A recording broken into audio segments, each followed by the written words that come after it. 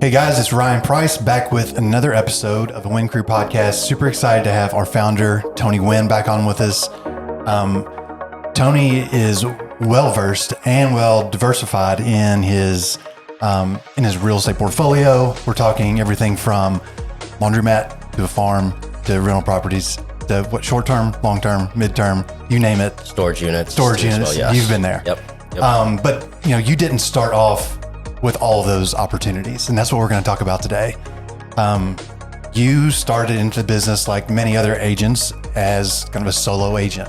That's right? correct. Yes. And you have built what I would consider an empire over here at the Win Crew. So that's what we want our listeners to learn about today is how you go from, just yourself to this amazing team and all the resources that we have here at the Win Crew. So thanks for being here. I'm really looking forward to it. Heck yeah, man. I appreciate that. Yeah, you bet. So let's talk about that. Let's talk about, your success as an individual agent, and, you climbed the ladder very quickly, but there were still some things missing. Maybe the emotional side of it, there was still like a little bit of a void that you needed to fill, or just you didn't feel fulfilled, even with all the success. So let's talk about that first and how that felt and kind of your vision of the Win Crew. Yep. Awesome, man. Hey, so when I first started out, this was before I even got into real estate, made some pretty big promises to my fiance at the time. Well, maybe even girlfriend to fiance to wife. And we just set some pretty big goals, right? So I had to make, our journey had to be pretty big to be able to hit those goals that we set out for each other. So starting out solo, one of my biggest things whenever I was getting into real estate was, man, there's a lot of people that are super successful in this. And I needed to figure out a way to find my niche that would help me carve out a path for that. What that looked like was technology. I realized at the time that if I could figure out how to leverage some of the technology things that we put in place, it would give me a way to stand out among a crowd of giants. I mean, there's some really big veterans that have done a lot of numbers over the years that I was going into the industry, and that's and pretty intimidating in ways, right? One of the technologies being is learning how to use, which is, everybody uses today, but the dot loops of the world, the internets, the e-signature. I remember using that on my first, every contract actually, but when we were sending it to the bankers, they were like, what in the world is this? I was like, it's the e-signature. They're like, you can do that? Right? But now it's so common that everybody uses that, but being early on and adapting that, I remember we sold a house to somebody that was out of the country, and it was all digital signatures. Right. Too as well. So it was just adapting those types of technologies. Even early on, we built a website for every house that we had listed. I don't even know if Ezra knows that as a marketing guy, but for every house we early on bought the domain. So if you live on 123 Main Street, we bought 123mainstreet.com. Right. And built a website around every single listing that we had, and that included the pictures, the MLS information, everything about the house was on there. So just leveraging everything that I immersed myself into understanding was the technology side of things, and utilizing some video too as well, which video is loosely saying it. It was just the photos and making that video a slideshow of the photo, and people loved it, right? So utilizing those things, hitting social media, exposing those things, that every listing you have has a website, allowed us to just, I think not us, it was just me at the time, to scale up quicker than most getting into the industry at the time. Yeah. So, the internet's been around for a long time. Yes. And real estate transactions, that process has evolved over that time. So you're saying that kind of in your business, you found maybe that part of your niche was, hey, I'm going to leverage this technology that maybe others weren't using. That's correct. And that helped you grow. And I know when I first got into the team, the thing around with the Win Crew was the utilization of technology. Yes. And that's really what sets us apart. And you've done a tremendous job with arming our agents with that technology to hopefully set themselves apart. Yeah. So that's awesome. So as you started to grow that business and you started doing numbers, let's talk about, when did you think about, hey, I would like to surround myself with more people, more of that community, more of a team to help with more of making real estate more fulfilling for you? Yeah. So with adding some of those specific strategies, worked a lot with first time buyers and those people like that, it grew our business really, really fast. Right. Got to the point where when I remember going to a conference, there was a lot of people that were coming to me, and this was like year 2 into it. And I was like, man, this is crazy. I shouldn't be at the top of my game and just a couple years into this, right? And there's like, this seems off. So for me, it was like, hey, how do I find a room that will help us continue to grow, and seeing what that looks like too as well. But honestly, being at the top of the game then too as well, just made me reanalyze. Like, I was like, man, this is kind of lonely up top, right? Like, and when I say up top, it was up top for Tony, not for anybody else, listeners, or myself, personal fulfillment. And it was then where I decided, I was like, you know what, like, how do we build this thing out and help others become successful? Because I've also ran into like a lot of good people that didn't have the understanding of the how-tos, or what it is, or what technology even looks like to help leverage some of your business place, to help get them there. So that's when I kind of made that decision. I was like, you know what, like, let's build this thing out and see what we can do with it, and invest XYZ back into it. I think one of the topics we're going to talk about is, from the financial standpoint, it is an investment. And when you make these investments, it's definitely 2 or 3 steps backwards, and hoping in what you're building out is properly to grow this thing to where it needs to be, right? And that's always that scary commitment on that side of things. Whenever you make that determination that I'm going to do this, but I have to realize that 3 steps back is really scary, Sure. Right?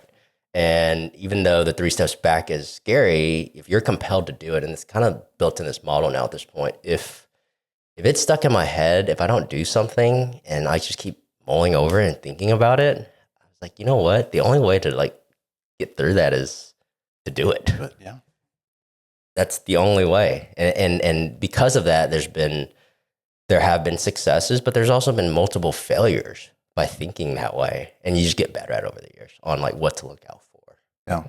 But yeah, that was the very first aha moment on like, what does bigger or growth look like?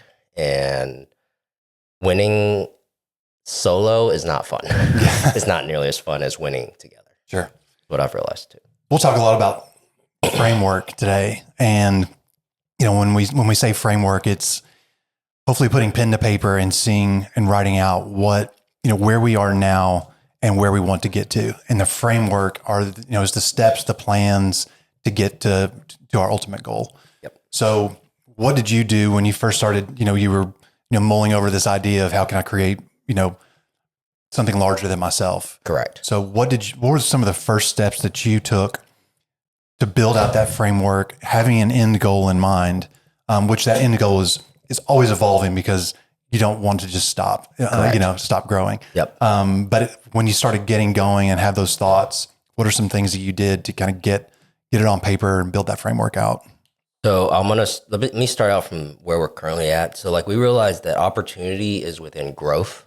So if we build out an organization and there's no growth, that means we're stagnant in opportunities, right? So because of that, there's a natural progression in growth, because you got multiple specialists that are in these designated areas to help grow every department that they're in or they're focused on.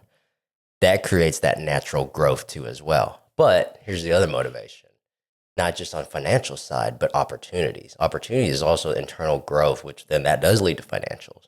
But if we're not growing, right, like that means we're stagnant. And there's a difference between going into a corporation that is built out, that you're supposed to be doing this role, as opposed to being in an organization that is growing. So if there's growth in an organization, you're literally building out your own opportunities. And I tell this to our managers all the time, because if we build this thing out, what do you think happens internally? Growth It inside grows, too, right? Yeah. So now we rewind back to like Solo Tony, okay, and which is 10 years ago at this point. Basically, I just listed every single thing out that I did day to day, and that list comprised of like, it was like a 200 task of things to do, and everybody's like, what? 100 different things. That even includes checking email. That includes checking the mail. That includes paying the bill. All those things is a task. So if you do it like that, you do reach to a bigger number of tasks. So breaking that all out and recognizing the things that needed to be done on a daily, weekly, monthly, annual basis, right? And then we started breaking it down. So we hired an administrator to help take care of anything that didn't have to deal with an actual license at that point. And that person's job at the time was to eliminate all the tasks to help what I was doing currently in sales still focus on bringing the dollars in and the financial side and keep growing that side of things, because it was allowing me more time back. Right. So the tasks that's part of the framework is building. What do you do every single day, every week, every month, and make that list as big as possible, because then you need to know every single step that you need to break off. The cool thing about this, where we're at today, is that I did everybody's job here at one time. So for me, it was like, what do you call it? Like monkey see, monkey do. It was actually monkey do and then monkey see at this point. It's the opposite. I was in everybody's role, right? Like I remember even from my process on like getting a listing was I took all the photos. I remember even at the end of every photo, I would take a picture of me in front of the house too as well. So I'd stick a sign out, set up my tripod, hit the timer, run back, get a picture with it, run back, undo it, and then it was just a systematic process that I had to create for what we call a solopreneur. That built everything out from A to Z, because it was just me at the time, and then two with an admin. And also soon after that, we had a buyer's agent as well that helped assist those side of things. So framework, huge, right? Like early on framework on building out what is our summary and what does our task look like and how do we attack those? Many times you're building that stuff backwards, correct? Yes. So you're starting with the end goal in mind, yes, and then working backwards. Let's talk a little bit about that, because some people may not be able to wrap their head around that, but I think that the way that you explain it makes more sense, and I think that people should take that into consideration when they're doing some of their own vision work. Dude, that's a great question. So like, if you're trying to accomplish whatever that task is, or a big goal that you're trying to do, sales, personal investments, whatever it is, right? If it's achieving, let's just go from an investment standpoint. If you're trying to achieve 5 rental properties in the next year, you built the plan backwards on what is it going to take for you to build that plan out. And starting with what type of properties you're looking for, what type of return you're looking for, how are you going to get your, how you financially handle those things too as well, because that may tie into a different goal, because, to invest, you got to have dollars to take that to invest to as well. So it kind of wraps together, but you got to build that plan backwards. And it's what is your goal, and building the framework around every single that goal and the steps on getting there. It sounds harder than what it really actually is. I would just encourage somebody just to write that goal out and literally build it backwards on how to get there. Yeah. Steps allow it to get there. I think one important thing is be very clear about what your goal is, because that process doesn't work if you're cloudy on what your end goal wants to be. Yes. So obviously step one is saying, this is where I want to go. This is my goal. Yes. And then you can work backwards from there. Yep. And I was a dreamer for the longest time. So I built some really silly goals out early on because they were like not even achievable, because the steps were like to get there. We weren't built out to get there. Right. like set the goal, but also make it within reach, right? Like attainable. So you could, I mean, you can throw something super silly out there and it may not be super silly, but also time, right? Like if it's a year goal, well, maybe that what you just put out there is actually more like a 5-year goal. Mm-hmm. It takes a little bit more, a little longer. Sure. You know, things do take time to get there too as well. And even a year goal, every day you're checking boxes off of tasks that are going to help you get to that goal. Yeah. So it's just a matter of how broad you want to look at it. But I think that on a daily basis, really getting granular with those steps and making sure that those are met and taken care of will ultimately help you achieve that goal at the end. Yep. So weekly right now, for us to indicate a goal that we had set to, we meet with all of our team members, and there's a scorecard that reflects around where we're at, and that comprises of what does gross look like, what does our pinnings look like, what does that number look like, as opposed to, and then right next to that number, there's a number on where we need to be at our goal. So that really helps us readjust our plan from a weekly standpoint on what needs to be done. And if we're down, great. Well, not great. What do we need to do to make it great, right? Like, how do we recalibrate? So we're looking at this from a weekly standpoint on the specifics to know if we're ahead or behind. And how do we adjust those things too as well? Yeah. I think you think that you misspoke right there by saying downgrade, but also I think that when you're down and you get your wheels turning a little bit about different ways to hit a goal or different ways to elevate to hopefully get to where you need to be, I think it's a part of the learning process too. It is. So being down is going to happen. Yes. And sometimes you can learn a lot from that. Yeah. But even at the current operation now, when we're down, those specific areas is department down, right? Like, so if marketing's down, we look at our marketing guy, Ezra, and we're like, Ezra, what's going on here? How do you fix this? If our operations side is down or whatever our onboarding is down, we look at Ashley. We're like, Ashley, what needs to happen here? What do we need to fix here? Right? It's not, at some point, you're going to have to trust your specialist in these areas too as well, where, I do get a lot of questions like, how do you do all that? I was like,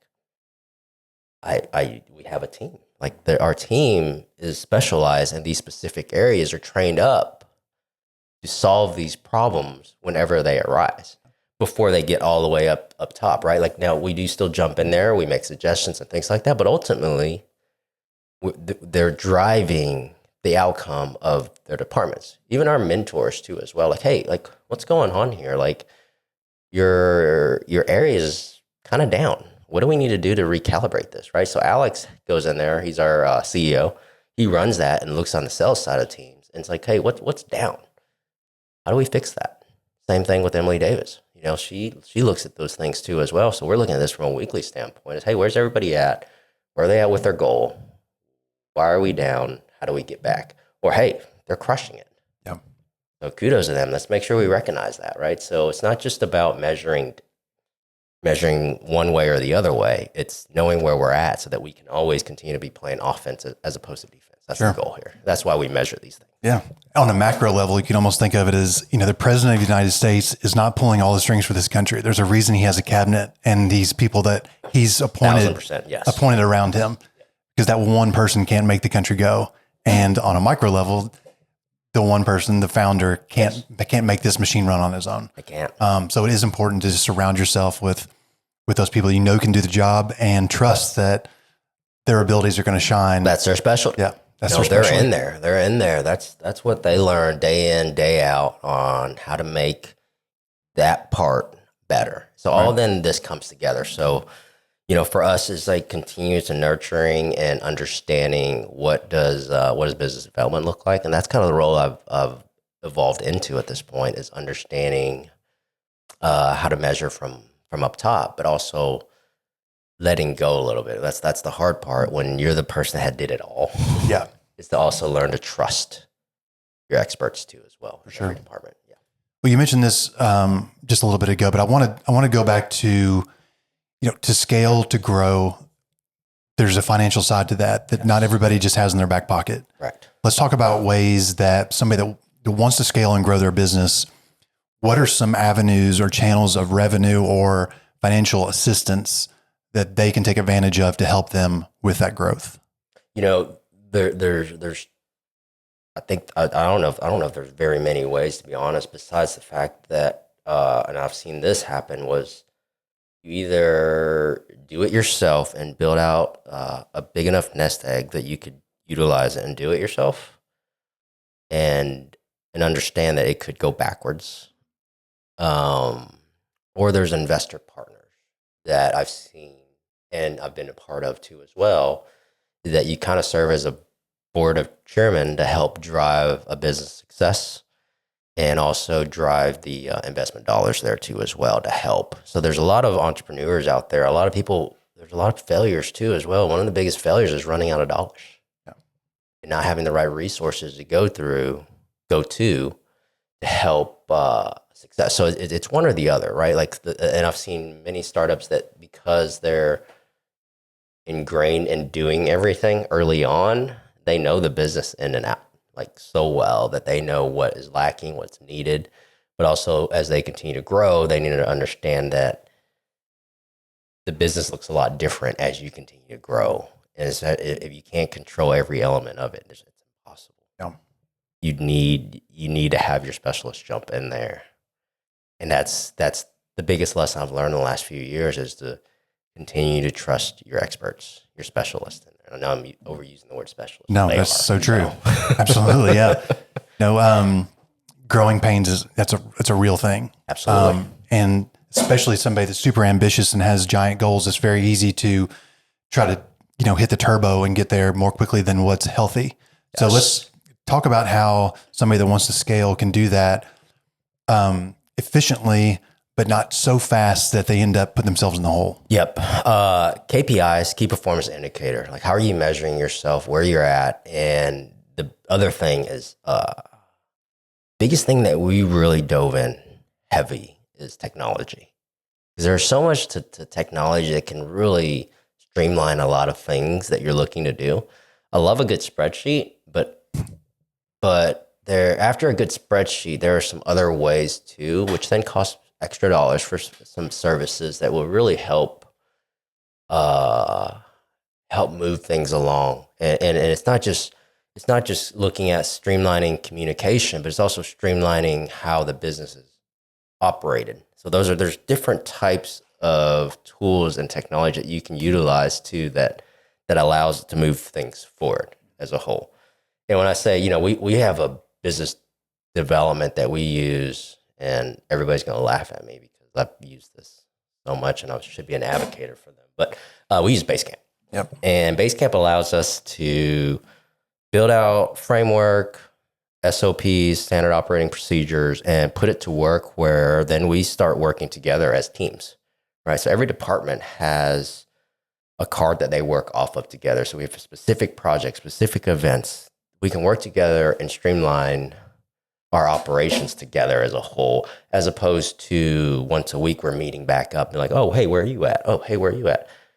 At all times, we can get on here and know where we're at exactly. And the beauty of that is to be able to streamline a lot of these projects together. It cuts down the timeline on getting something done significantly. I mean, I would say 90% more efficient if you utilize some of these tools properly. And I don't know if there's any better way as you build things out to be able to streamline these processes without a good communicating software or whatever it is that allows us to work together on building these things out. Yeah, it can be a great accountability tool as well, because Basecamp, most people have visibility of other people's, you said them cards, 1,000%. but it's, if you're not familiar with Basecamp, Google it, but it's one of those things where the main page is going to have, Tony has a checklist, I have a checklist down the line. Yes. And I have visibility of yours, you have visibility of mine. And so it's a great accountability tool as well. But I 100% agree, just having somewhere like a kind of a mothership of ideas and tasks that everyone can work off of is super important. I love a good Basecamp, man. Yeah, I know you do. I mean, if I'm not mistaken, I think you've made your wife start using Basecamp boards. And it's like, my kids are on the docket too soon. So it's, there's some some really cool ways of building these things out, and even like my other business ventures too as well. We if you want to go into business with me and maybe an investor or anything like that, Basecamp's a requirement. That's like, perfect. I'll do this. Yeah. If you do this. Yeah. And here's the only way. And you got to be held accountable for it. So Sure. if any, you know, I may have some partners out there listening and they're going to be like, yeah, this guy and his Basecamp is so annoying, but it works. It's a simple program that is super useful. Yeah. Yeah. They say that too after 6 months of me badgering them at it. So yeah. So you mentioned SOPs a second ago, and that's one place that a lot of our SOPs are housed is Basecamp. Mm-hmm. And having those built out for nearly every task you would think is super important, all the way down to just something very simple. Yes. We have an SOP for it. Yes. Talk about the importance of that and why anybody that's growing should have those on, like, you know, in ink somewhere. So this started out as, this is a conversation I had with Alex and Emily Davis early on, was this needs to be built out. Not to sound morbid, but like if I get hit by a bus today, how does the business continue to operate? So it was that thinking that started pushing us to be like, how do we continue to build this thing out the right direction, where, not to say that we're replaceable, but we are replaceable, right? Like, and all of us in every single role that we do, it should be replaceable because things can happen and you just never know, right? New opportunities, whatever it is at this point. So our goal of that was that every little step that we do is documented, and you should be able to find how to do it. So it ties to the framework here. The framework summarizes how to do the whole thing. And then you have the SOP specific on how to do everything exactly. When it even comes down to getting the mail, where's the key? Yeah. Where do you go get it at? Where do you put it at? Like exactly where that is, where if we have some interns now that we build out SOPs for, and we just tie it to their Basecamp, and hey, here you go. And if he can't look at that, he or she can't look at that. And I pick on Hudson a lot. My son is like, hey, make it where my son can understand your SOP. He's 9 now. So, and most of these things, like if he can read it and understand exactly what to do, steps 1 through 10, then that's a good SOP. Sure. Right. And all of that, we built that thing across the board. We, Ashley, our operations manager, she came from an SOP world at Fruit of the Loom. And that one of the biggest things for them is these SOPs on how to do every single thing. And they build those things out all day, every day. Yeah. So especially was that, right? Like that's why we like the specialist in these certain areas, is because they've done this. They have experience in it. This is what they do. They just need to know, they need to learn what they're building it out for, but the knowledge on doing these things they have. Yeah. It can also be a huge time saver too, for those in maybe a management level position, because you don't have questions coming to you constantly about Correct. smaller things that they Correct. will learn. Correct. But having a place to go and have those things built out SOP style, to hopefully answer their questions before they even have to ask somebody, ask somebody else. Now that's awesome. This has been awesome, Tony. I think that we've got a lot of good content here. Yes. Anything else you want to touch on before we say bye to our listeners this time, as far as tips on scaling a business, maybe some resources that they could look into, or maybe some of your favorite books or authors or podcasts, anything like that you could pass along?